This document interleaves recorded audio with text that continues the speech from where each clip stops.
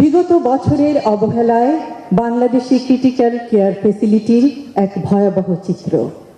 প্রতি 1 লক্ষ দেশবাসীর জন্য ক্রিটিক্যাল কেয়ার বেডের সংখ্যা 1.7। সাধারণ হাসপাতাল বেডের সংখ্যা 1 লক্ষ দেশবাসীর জন্য মাত্র 9টি। 64টি জেলার মধ্যে 38টি জেলায় স্থানীয় হাসপাতালে কোনো ক্রিটিক্যাল কেয়ার বা নিবিড় পরিচর্যা কেন্দ্র নেই। দেশের 80 থেকে 90% ইন্টেন্সিভ কেয়ার ইউনিট রাজধানী ঢাকায় অবস্থিত, কিন্তু ক্রিটিক্যাল কেয়ার ইউনিটগুলি মূলত বড় শহরের হাসপাতালগুলিতে।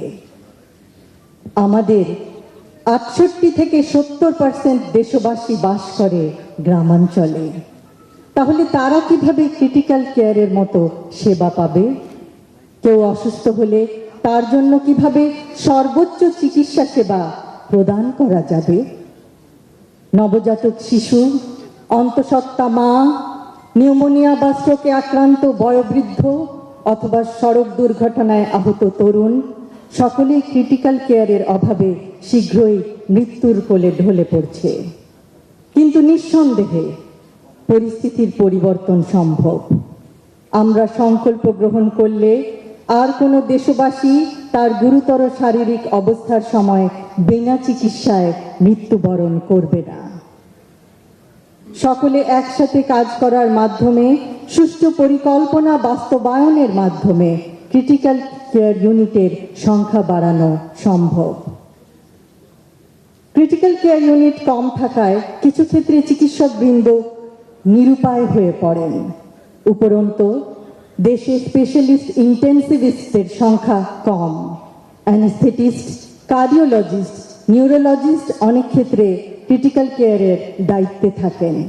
এক্ষেত্রে আরও বিশেষজ্ঞ প্রয়োজন, আরও ট্রেনিং প্রাপ্ত নার্স প্রয়োজন, আরও বিশেষায়িত ইকুইপমেন্ট প্রয়োজন, আরও ক্রিটিক্যাল কেয়ারের ইউনিট প্রয়োজন, আরও ওয়েল ইকুইপড অ্যাম্বুলেন্স প্রয়োজন, যেন গুরুতর অসুস্থ আহত রোগীকে প্রত্যন্ত অঞ্চল থেকে ক্রিটিক্যাল কেয়ার সম্বলিত হাসপাতালে দ্রুত আনা যায়।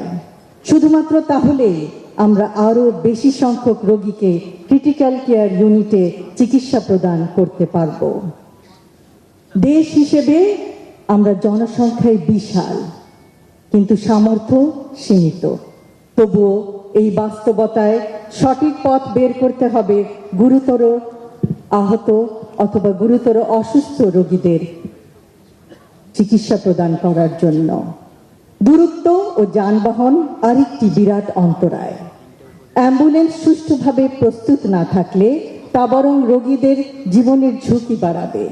প্রত্যন্ত গ্রামাঞ্চলে ক্রিটিক্যাল কেয়ার প্রদান করতে না পারলেও অন্তত প্রপারলি ইকুইপড অ্যাম্বুলেন্স দ্বারা রোগীদের সদর হাসপাতালে আনা যায়। সদর হাসপাতালগুলিতে ক্রিটিক্যাল কেয়ার ইউনিট নিশ্চিত করা হলে নিশ্চয়ই পরিস্থিতির উন্নতি সম্ভব।